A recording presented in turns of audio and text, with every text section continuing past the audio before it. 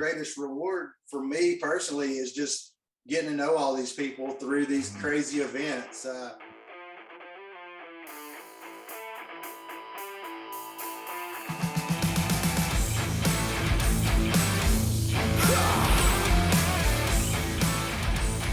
think that's really wild about it too is all of you are just so, I mean, you're all incredibly intelligent, like way above average, and that's most of us. That's interesting. Well, I think I'll tell you what the thing is that whenever you embark on, it's one thing to go out and try to run a quarter-mile race, and that is that you throw as much money and into the power of the car so that you can hit the gas, go a quarter mile and be done with it. Now, granted, at the highest levels, there's some serious engineering involved. Sure. But when it comes to trying to maintain this idea of driving for 28 hours, not getting caught by police, doing it fast, efficiently, safe, all these things, you have to have an engineer's mind. You have to go through and deconstruct every single possible scenario that you may encounter and figure out, how do I avoid these things? So, I mean, it appeals to such a weird kind of this weird overlap of car people, engineers, people who are sort of maybe on the spectrum or something. Like you and can stay awake. And can you stay awake? And so you get this weird little spot in the middle where there's about 100, maybe 200 of us who really dig this thing. And so, I mean, let me I'll add a little bit of what Christopher said was, when you're driving, it's interesting because you avoid getting the adrenaline rush. You don't want this to be a thrill ride. You can't have it be that, because you have that adrenaline rush 1 hour later, guess what? You're going to want to go to sleep. Mm-hmm. Yeah. And you have to be in total control of your mind when you do this thing. And when I did the Bandit Run, it was literally me holding up binoculars as a co-driver, saying, just looking all the way down. I mean, these stabilized things were amazing, and I'm sitting there watching cars. Just I can say, like, you had to engineer that too, didn't you? Yeah. Oh yeah, totally. Yeah. And I'm like clear. I mean, that's all you do for 13 and a half hours is just say clear. And then you get behind the wheel. You trade off every hour so that you refresh, and you get behind the wheel and you start driving really fast. And the other guy's sitting there going clear. No radio, nothing. But it's like a video game. It's literally like going into the bathroom, sitting there with your video game and sitting there playing for 13 and a half hours. Playing one level over and over and over and over. You need some fiber if you're in the bathroom for 13 hours. I'm just saying. But I mean, it's a really weird thing that the people who do this really well have these kind of brains that can go into that state of just being very, and it's funny because it's like most of the time I'm like, but in this, it's hyper focused. It's a different kind of state, and so this is where I feel like my pursuit of a motorcycle race that involves navigation and these other pieces is going to be awesome. Like, it's going to be really, really, like my brain, I think my brain is made for it, and that's why I'm gravitating towards it. But, who knows why we choose what we choose, but. So I'm the same way. I am in early talks with Harley Davidson to try to take back the motorcycle Cannonball Run from BMW. Oh yeah. Same thing. I have ridden a motorcycle across country nonstop about 10 times. Wow. But I've never done it. I mean, I go fast anyway, but I've never done it like with a legit time to beat. What's the kid's name there was a kid who beat Carl Reese's time. And Carl Reese, by the way, is someone who set the motorcycle cannonball record. He's actually a friend of mine, but then some guy kind of out of the blue So there puts on a pair of jeans. There's the motorcycle one and then the car one. I would imagine. Yeah, there's an EV one. Yeah. There's a lot of different categories. Vintage, there's all kind of stuff. Yeah, it's like a solo one. But this kid kind of came out of the blue, like we'd never heard of him before, and set the he throws on a pair of jeans and just hops on a bike and just boom, sets the record. Like he beats Carl's just with nothing. Like, I can't remember what the time was. What is it? Is it 35? I can't even remember off the top of my head. I hadn't it is.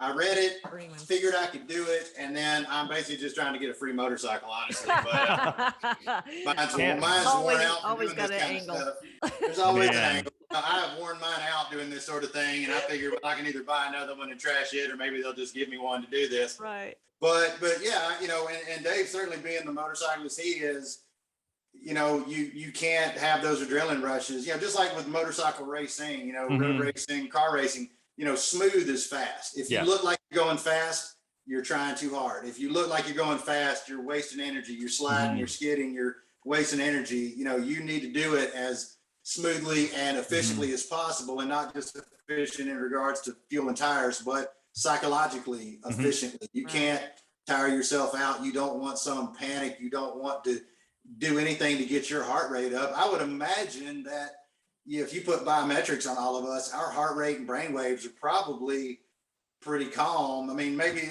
of course, that kind of counters my idea that we're probably like children. Like a test pilot. Yeah. I don't know if we are all in this big dopamine rush of joy, or if we are all stone cold killers. I don't really know where we're Well, it's at. like a test pilot. I mean, Yeah. It is, but Dave, really nails it with that engineering mind. Of course, me being an artist, I'm as far from an engineer as you could get. But no, But because you do construct things, and you have to picture out how it's going to look in the end with the True. material. You do have to visualize, and I think there's a lot of visual spatial skills involved. When you were looking at 25 cars in front of you on a stretch of road, and you're moving at a fairly vast speed differential to them, you have to be able to calculate, not where that car is, where is that car going to be? Where is this person looking? Is their blinker on? If they get over in front of that truck, is that truck going to get over in front of to go around them? Am I going to get there before they do? You are playing this visual chess game in front of you at 130 miles an hour, making sure that you're going to have a clear path, and I'm not a big believer in doing anything really recklessly. I mean, there's certainly people that advocate just hitting the bonus lane and, going around. Nobody wants to cause an accident. There's never been a serious accident. Nobody's ever taken out a civilian, and we all want to keep it that way. Nobody wants anybody to get hurt. People out there think, maybe the detractors would say, oh, y'all are out there risking lives and you're going to kill somebody doing this crazy kind of thing. Well, honestly, no, because we're not sipping Starbucks. We're not texting. We're not handing out juice boxes in the back seat or digging on the radio. We are laser focused at driving on a level that few drivers understand. And there's people from all walks of life do this: truck drivers, race car drivers, artists, engineers, computer people, PR people. I mean, there's people from everywhere that do this, but we all have that common love of going fast. We all grew up watching these movies and thinking, oh my God, Smokey and the Bandit, that's amazing. Wouldn't it be cool to go to race from Atlanta to Texarkana and back? Oh my God, the Cannonball Run, wouldn't it be go cross country, or looking at, the great race, Tony Curtis and Jack Lemmon from back in, I think, 66 or whatever, this race around the world, all those things motivate us. I know some of them are movies, some of them happen in real life, but I guess we're all the kind of people that, nobody's going to tell us no. I want to drive around the world, and I'm going to do it. I want to drive to Antarctica. I'm going to do it. I want to drive across country fast. I'm going to do it. Dave, what was your Cannonball time? When I did it, was 28 hours, 50 minutes. Which is amazing. And what was your Bandit Run time? 13 hours, 43 minutes. And what was yours, Christopher? We did it 14:22 with 9 fuel stops, because Rusty wouldn't let me put a fuel cell in his car. So it was his baby. His so fault. A lot slower. Dave has got vastly more experience with this cannonball stuff than I do. I've done more endurance drives. I've done distance stuff. I tend to do more, I've done the coastlines of North America and Europe, some of North Africa, some of Southeast Asia. I've driven to, all 4 corners. I definitely want to hear these stories. Well, that's where I was trying. That's where I was trying to go. Was I wanted to talk, because I remember you had mentioned that you had actually driven just all throughout Europe and but it wasn't just driving across Europe that was so cool. Was you did it kind of on a shoestring, right? Oh yeah, it was just sleeping in the car and buying noodles and camping, and people think all the time that you got to have vast sums of money to do this stuff. You don't. You just have to be willing to do it, and that holds true for anything. You have to just be willing to get in it. I have rented a cheap car and driven across country, and I've gotten on a busted motorcycle that might not make it to the state line and ridden it all the way to Oregon because it didn't break on me, or I knew how to fix it when it did break. And again, it just kind of comes back to willpower and just a desire to see places, to, leave England, get to France, turn left, go away the Arctic Circle, hit the Russian border, drive south to the Adriatic, drive along the Mediterranean and go, hey, we're almost here. Let's go to Africa. And just do it. I've gotten to do so many amazing things in my life. Just you've been to Africa, right? You've been to Morocco, yeah. Morocco, and yeah. Oh man. It's cool. I mean, Morocco, I tell you that the best, Dave, as a motorcyclist, you'll appreciate this. The best riding day I ever had. And I've ridden I've ridden every mountain range, every coast road, most of the racetracks, all the places in the world. I rented a scooter for $4 a day and drove around in Vietnam. And it was the best day of riding ever because all laws, it was like the purge. It was just all laws were suspended. You could ride wrong way. Traffic laws meant nothing. Ride on the sidewalk. Do whatever you wanted to do. That was heaven for you.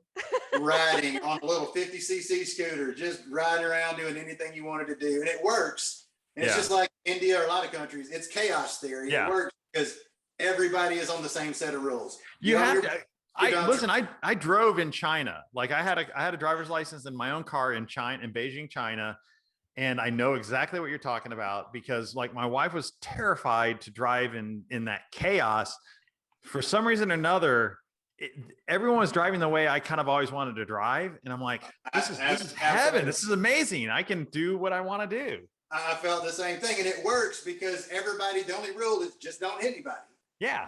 Just don't hit anybody. And if everybody's playing by that, but if there was one person out there that was like, nope, I've got the light, my turn, and just went, it would be a complete pileup. Mm-hmm. But it is that complete anarchy that makes it all work. And I know just what you mean. Taiwan, any Asian country, and a lot of European countries too. Italy and France particularly are like that. Like I believe like the traffic circles around the Arc de Triomphe and the Place de la Concorde are they're like 12 lanes deep. Those are car insurance dead zones. Like you can get across Paris 10 minutes faster, but if you get out there and you get in an accident, like you're on your own.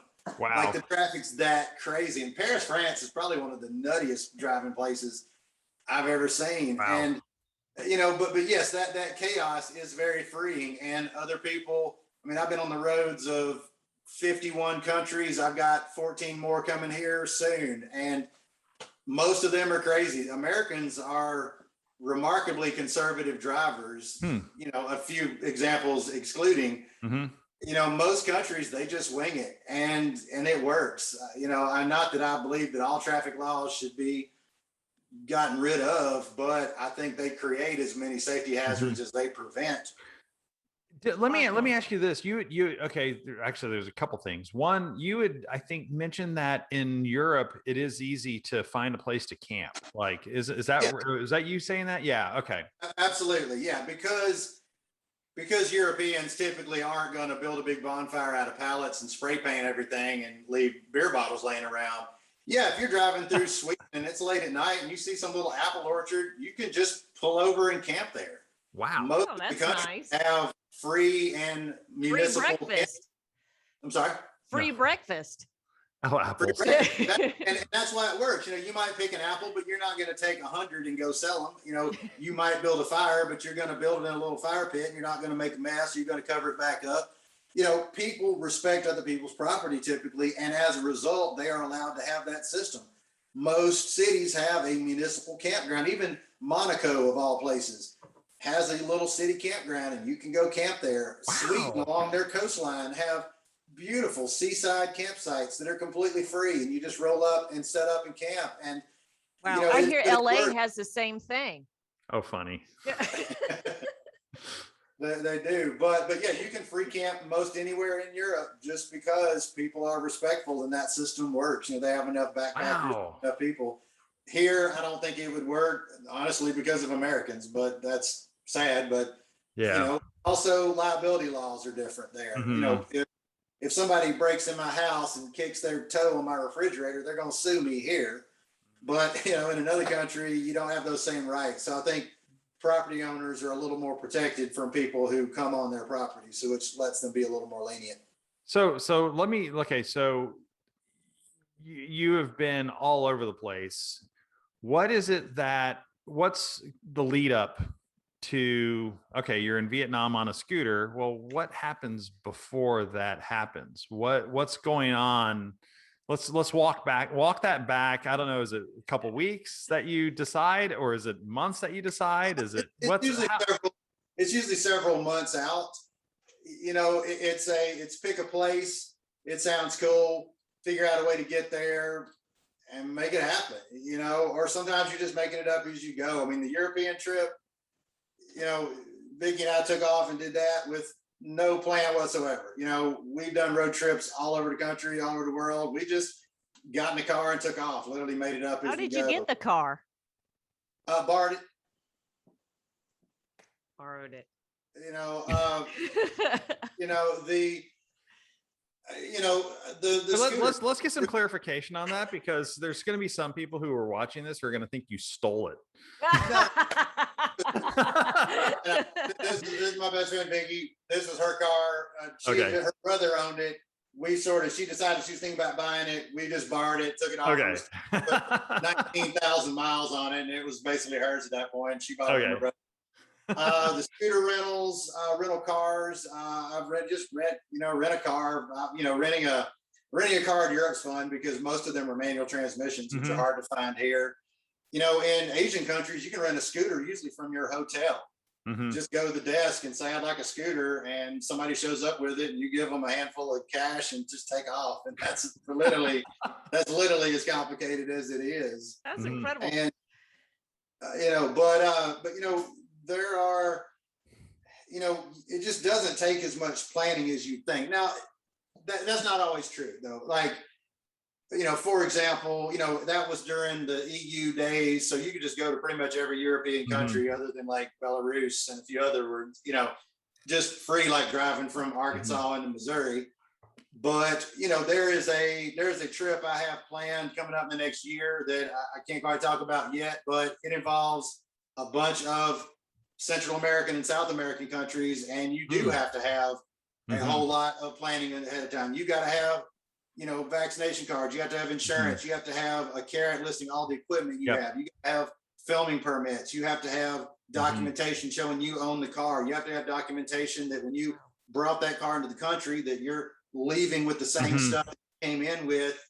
Rides like that take a ton of planning. And if you're going to do them at speed, it's going to involve, doing your research, figuring out shipping around the Darien Gap. It's going to work out.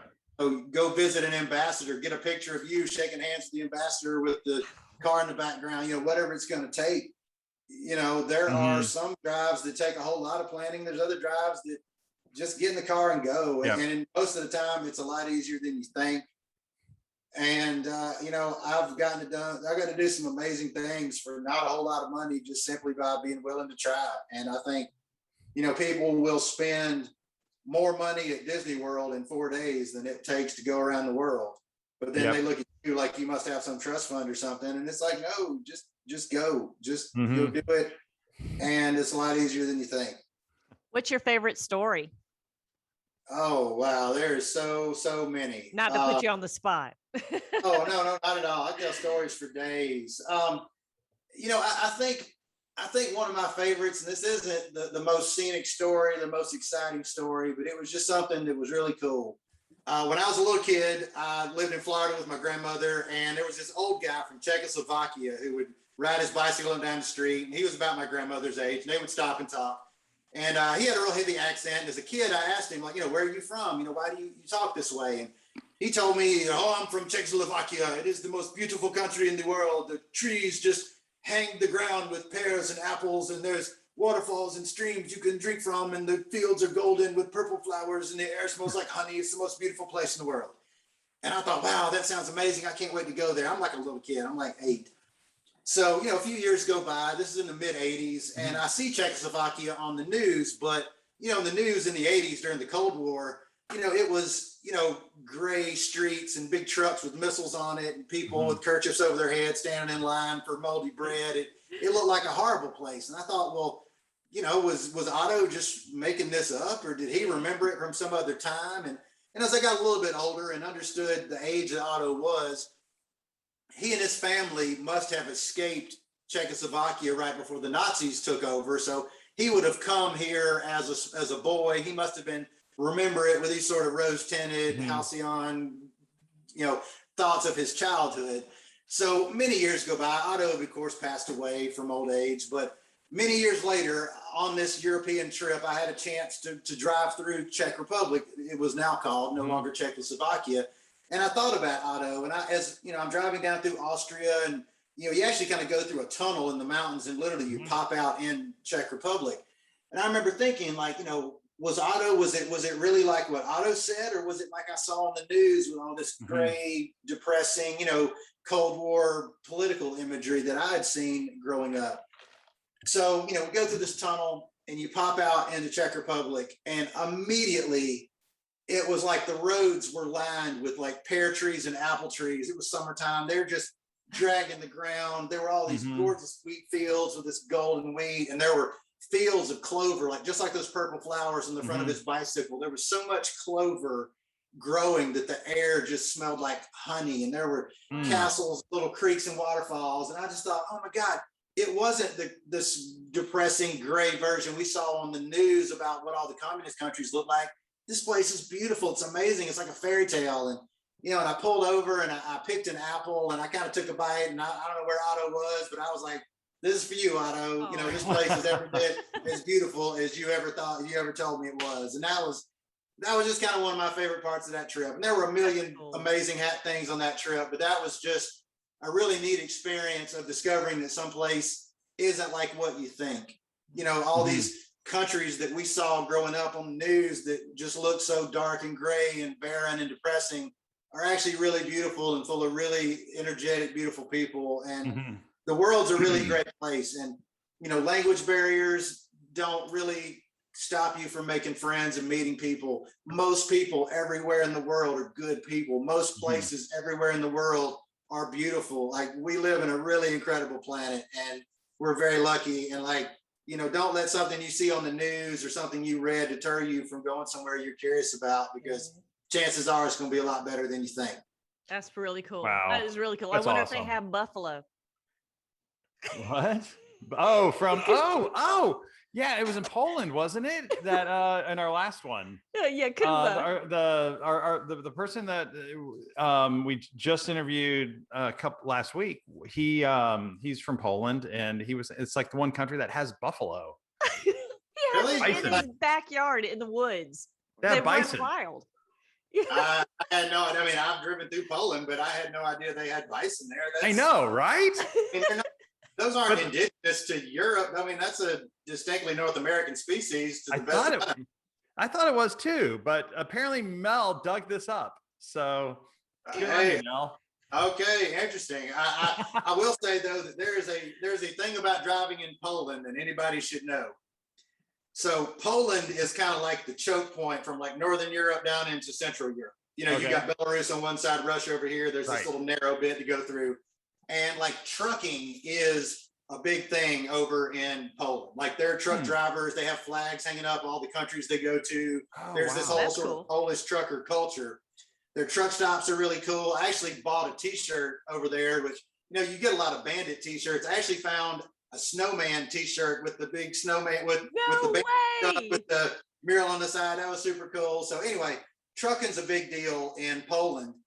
And the roads over there are rough, and there are these ancient ladas plodding along. There's a half of a truck getting pulled by a donkey. There's an old woman with a bundle of sticks on her back.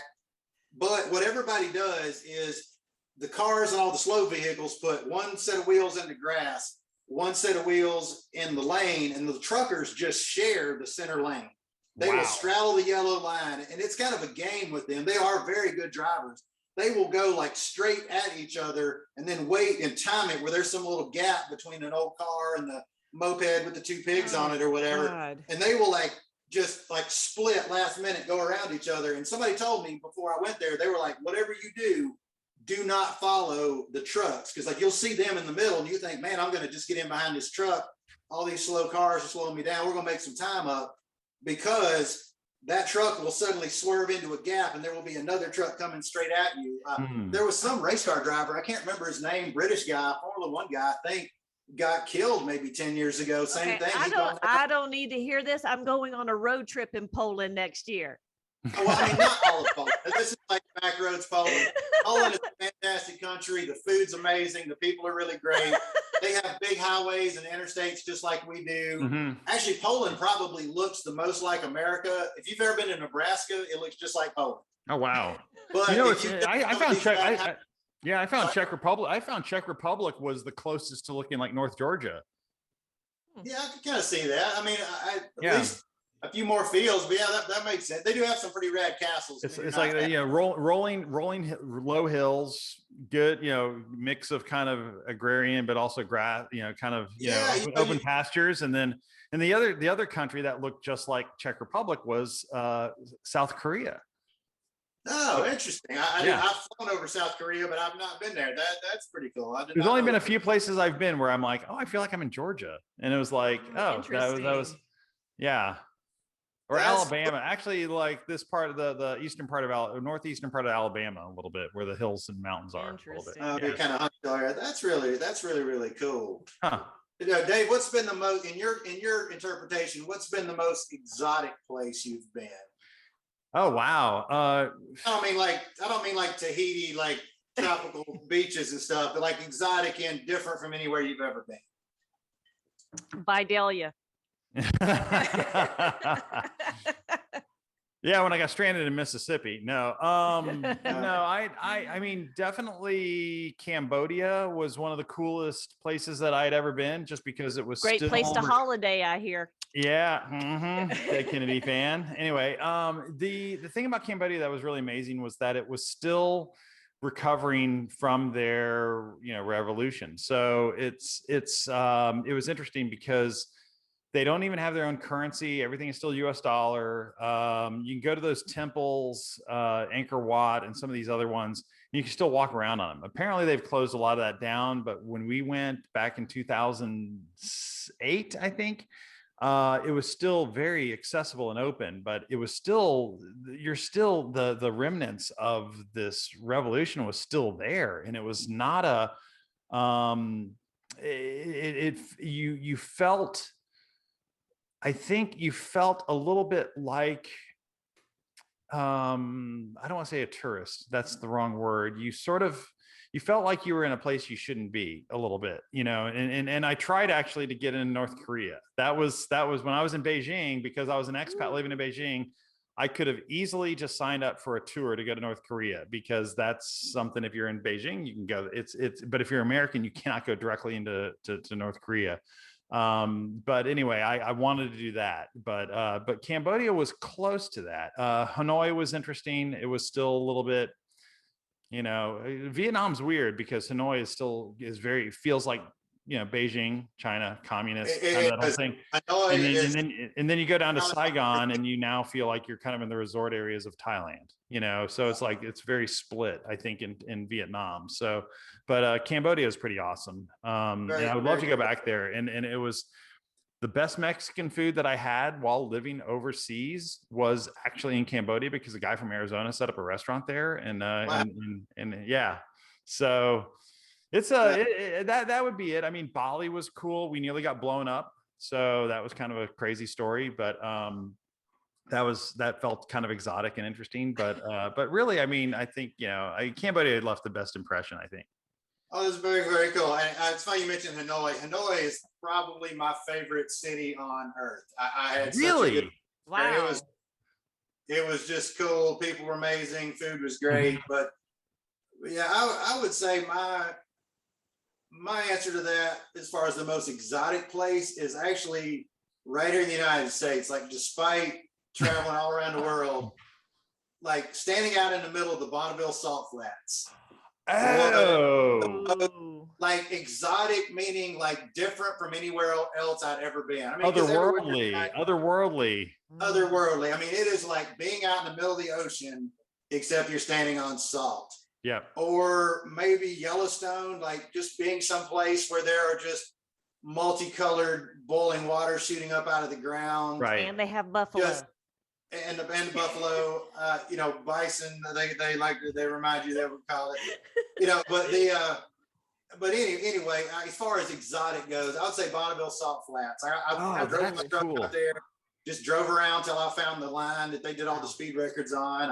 I scraped up some of the salt. I still cook with it occasionally. It's got some rubber on it, but it's worth it. But, that's awesome. Yeah, as far as exotic, like even being all kind of places around the world with exotic cultures, exotic people, you've still seen somewhere similar. We have just about rain on earth here in the United States. We have taiga forest and tropical reefs and mountains and deserts and snow-capped mountains and lowlands and everything else. But Bonneville Salt Flats is probably one of the most amazing places, one of the most exotic in the terms of being different that I've ever been. I am looking forward to going to Bolivia next year and checking out their salt flats. God, wow. yes. I mean, okay. That's actually on the top of my list. I mean, the stuff in Bolivia is amazing. And what's funny is I didn't really know that much about it until I was playing the Dakar video game that takes place in South America. Were you in the bathroom for 23 hours? What? Yeah, in the bathroom, sitting in the bathroom for 28 hours, sitting there playing this Dakar video game. But no, it was funny because it's like the salt flats don't even come up in the game until you do this other little mode called the treasure hunt, and you have to work your way. I mean, this game is horrible. It's the worst game ever.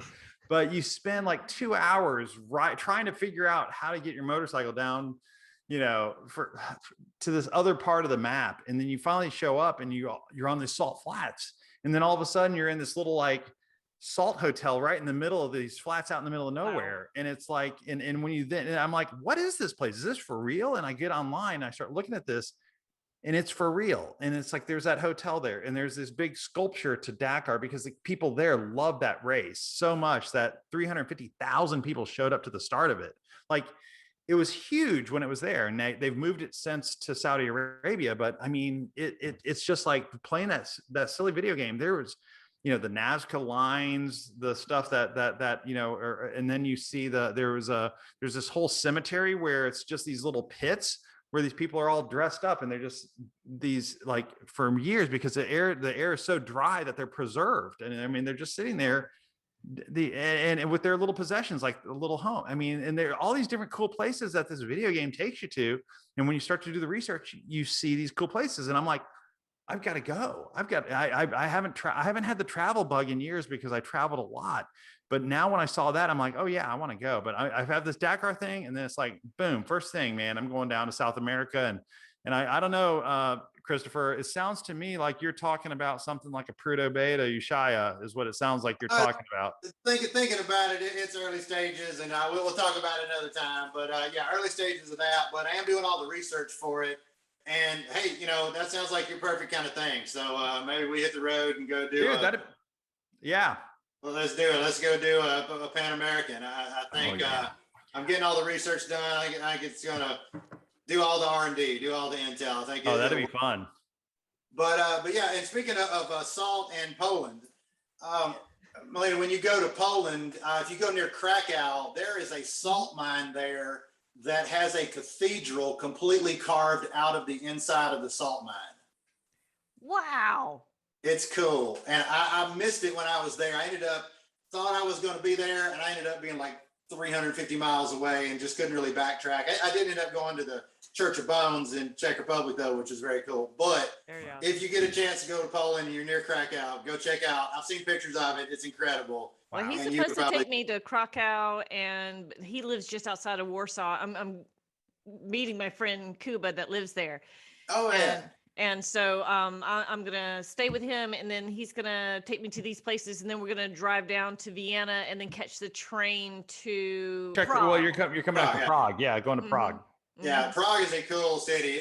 Prague is the place that you feel like you might actually see a vampire. Yep. It just feels that's probably the most like old world Europe. Gothic, yeah. It's the place I want to go the most. in all of Europe. And I know a lot of people are like, oh, go to Paris, I don't care about, really, I don't care. I want to go to Prague, and I don't know what the allure is, but that's what I want to do. It's amazing. So. Prague's great. And definitely one of the things to do is, every big city has their big cathedral in the downtown. And back in the days, that was a city's version of Disney. And it's like it drew people in from the countryside. It was the first thing you saw over the horizon was the big steeples. All of that stuff was to build anticipation, and everybody who comes to the town goes to the cathedral, and that's how it worked. That's how they it was marketing. It was the Catholic marketing. But the thing that you make sure if you can hit the different big cathedrals in these different towns, I would love to look at the different vibe of each one. And when you get to Prague, the big one there, it is that's the whole vampire thing. Like, it's so Gothic, and so it's the fear of God style versus the ethereal light, kind of heavenly version of it. It's really cool. You can get a grasp of that just going to the squares in Savannah, Georgia, because they've got the Presbyterian, they've got the Methodist, and then they've got the Catholic, and all three. This one starts out this size, and the next one's like, wow, and then the next one's huge, and they all three have such different feelings to them. It's very bizarre, and they're just blocks apart. Wow. Yeah, you will. But Dave is absolutely correct about Prague. It is, it's not only Gothic, but these are like 800 and 900-year-old buildings too, and they just have this patina and this sort of sootiness to them, and they're just dark and beautiful. That's amazing. And I all can't these wait. little crannies. And near Prague, if you go out, there's this place called the Subak Ossuary, which is called the Church of Bones. And it's about an hour out of Prague, but it is absolutely worth it. Rent a car, take a bus, Uber out there, whatever. It was this church where at some point the Pope blessed the church grounds, and people started sending their bodies there when they died. They wanted to be buried on blessed ground, but it's this tiny little church. It's like a half an acre with thousands of bodies showing up. So for hundreds of years, they just stuck them in the basement, and eventually the bones got all mixed up and jumbled up, and they didn't know whose was what. And at some point, the monks, literally with a labor of love, like decorated the entire church with these bones. I mean, there's garlands of skulls hanging down this big cathedral a big chandelier of like rib cages, pelvic bones. And it sounds really dark and spooky, but it's actually really reverent. Like when I pulled up in the parking lot, there were these two like German kids with like the big beards and the black shorts and the Megadeth t-shirts. And they're all like pushing each other, laughing, kind of devil horn. Hell yeah, man. I don't speak German, but I'm sure something to the effect of like, Church of Bones, rock and roll, man. Get in there and all like jazzed up, walk in the door. Right. Immediately, it was like hands in your pockets, like museum. Like suddenly, there was this really reverent, really beautiful thing. Surreal, I'm sure. It's not what you think, and it was a really sweet, kind of loving thing that these monks did for all these people. It's a cool. Wow. Place. I wonder if you could get some. Out there. I wonder if you could get some equipment and go ghost hunting there. I don't know. I mean, I'm sure they would let you. They're pretty laid back there, but yeah, it's good stuff. Dave, you and I should be like tour guides. Like between the two of us, you we've really should. About everything. Well, you're such a great storyteller too. We should do the made up history of some place. Like just show up and just do just make stuff up on the fly. That would be hilarious. I like that a lot. And this room here was, exactly. Napoleon lost his virginity on the front steps of this church. That's right. My gosh. And was found dead in Mexico shortly after. Absolutely. Well, cool. All right. I mean, I don't know, Mel, do you have any more? Because I'd say I could talk to him all night. Honestly, because he has such great stories. Christopher, we have to have you back because I know you have so much more to tell. We would love to have you again in the future if you have time for our mild and meek little show here. No, it's fantastic. I think both of you are fascinating people. And, Dave and I have got so much in common. We could talk for a month, I'm sure. And No, let's do it. Let's have some adventures. Yeah. I love what y'all are doing. I kind of got off topic. I mean, I guess, with the spirit of your podcast about inspiring people to, give it a go, that sort of thing. I guess we kind of got off topic, but in a way we stayed on. No, you don't know. No, perfect. that's the funniest thing. Your entire story is the essence of Absolutely. this. Like You it haven't was missed amazing. it. You Yeah, haven't missed it at all. Well, that's great. But all three of us, Melina with your Corvette and you're driving fast and you're racing, and Dave with your racing, your motorcycle, your Cannonball stuff, my Cannonball stuff, your travels, my travels, all of us, the three of us have had extraordinary lives compared to most of the people in the world. And we've all done it, not because we had money necessarily, but because we were just willing to, as your toast goes, give it a go, just don't be afraid. Try it. Get on that boat. Get on that plane. Get on that donkey. Get on that alpaca. Whatever. Go see it. Go do it. Find out for yourself. Don't. I see so many people that have worked some job that sucked their soul out for 40 years just on the hope they could save up enough money to go do a few cool things before they died. And some of them don't make it and they missed out. And, I don't have a whole lot to show for my life at this point, but as Mae West said, you only live once, but if you do it right, once is enough. Yep. That's awesome. I love that. I feel like I have lived 10 lifetimes in my few years. And again, I never seen a hearse with a U-Haul. You can't take it with you.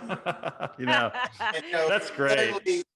Certainly be responsible for yourself. Don't be a burden. Try your best. We all have to have jobs. We all have bills to pay. But, don't spend that money on, the amount of money somebody spends on Starbucks every day. They could go to a third world country for a week, just have an experience. For the amount of money somebody spends to upgrade their phone or, get a new television, you could go get on that whale boat. You could go meet a polar bear. You could go see the catacombs or go rent that jet boat or take a ride in a monster truck or drive a Lamborghini for a day, whatever. Oh, yeah. I've blown money on some seemingly ridiculous things that have added to the fabric of my life so much. I've never owned a Ferrari or a Lamborghini, but I have driven them on tracks, and that at least gives me something in common when I talk to people like Ed or Dave used to have one, I believe. I haven't owned that vehicle, but I at least have the experience enough to have a conversation with you and relate it to you and have some common ground, and that common ground opens up new doors. I mean, the things I've gotten to do in the last 2 years, strictly because I've met and known people in this world we're in, are amazing. And, for all the people out there, like, just go and do it. And each thing leads to the next. Each step you take opens up two more. And, everybody could have an extraordinary life like they see all of us living if they are just willing to give it a try and don't be afraid. Pastor Chris. Yeah, I mean, we do crazy, we do crazy things, but there's some people who will literally say, you know what, I've always wanted to learn to sail, do a sailboat or learn to fence, it can be the most minor thing, but it can be that step that makes you a little bit better than you were the day before. And that will make you have a much more satisfying life, no matter what that is. And so, we don't want to try to set a tone that you need to be doing big, crazy things like we do, but do that little thing. Go take pottery or that's something. Different. That's something. different. But anyways, do the thing that's meaningful to you. Don't get caught in a trap. Yeah. But hey, Christopher, what's next for you? What's your next adventure? Is the South America thing? Well, that's a little far out down the road. My next adventure, my very good friend Stephanie and I are going to the Galapagos Islands in a few months. Oh, nice. That's going to be cool. Before we go, can you quickly talk about your possible TV adventures that might come? Oh, just a little bit. I am just in the early stages of talking to a few networks about, one is a show that I want to pitch. Another one is me being on a different show, just telling some funny stories. And the other one is just really kind of seeing what's out there. People have responded very well to my storytelling. People have responded well to some of my camera stuff. And, I've had a couple of people approach me and say, Christopher, we're from this network. We think you might be good to host a show. What kind of show you're interested in? And of course, I'm interested in this sort of make it up as you go kind of show, kind of a Top Gear style, roadkill style. I like that sort of thing of like buying some crappy car and trying to do something funny with it, or fixing something on the road, that kind of bush mechanicing thing. I like that a lot. So I'm in early talks. I don't want to say any network because, you never know what's going to work out or what doesn't. But yes, being on VinWiki has garnered me contacts with some people in the entertainment industry about maybe doing something. And, TV doesn't really pay like you think it does. I mean, it's not going to be a get rich kind of thing, but if it enables me to have some more adventures and meet some more interesting people, then I'm certainly going to do that. So I am pursuing those options, working on a demo reel from some of my various podcasts and YouTube appearances, and we'll see how it goes. You never know. Awesome. They're hungry for content, but there's got to be 10,000 people just like me that think they can make it too. So you never know if you don't try, though. So we're going to give it a whirl, and I might end up working at Pizza Hut next year, but at least I'll know I tried. Well, I told you my idea where I want you to come up with or pitch the idea of doing something like Forged in Fire, except everybody's welding on pieces and bits and this and that, the other to some broke down piece of shit car. And then they have to do a 1/4-mile race or some kind of rally, local or something. I love it. That is exactly the kind of show I had in mind. And yeah, let's talk about that and get a pitch together. All right. I have people from networks that want me to pitch a show. I'm trying to come up with the show so we can put a pitch together, and I love that. We'll pitch it to them. Cool. Well, listen, we are so grateful that you joined us this evening. But before you go, it's time for a toast. Oh, we got your toast. I got my mason jar full of sweet tea right here because I don't drink when I'm welding. Well, that's probably wise. Well, listen, you out there, you know the words. Everybody, it doesn't matter where you've been or who you know. Pick up the courage and give it a go. Cheers. Clink. Well, Awesome. Again, Christopher Michaels, you are a charming, interesting bloke, and I wish you all the further success in the world, and we can't wait to have you back on our show. Yep. Well, thank you so much for having me. The two of you are fascinating people. Dave and I became fast friends first time we met at Ed's house. I'm so excited for y'all. I think your channel's great, and it's going to take off, and I can't wait to see what y'all do, what other guests you have on here. Well, thank you so much. Have a pleasant evening. All right. Thank you, everybody. Like, subscribe, share, and we'll see you next time. All righty. Bye-bye, y'all.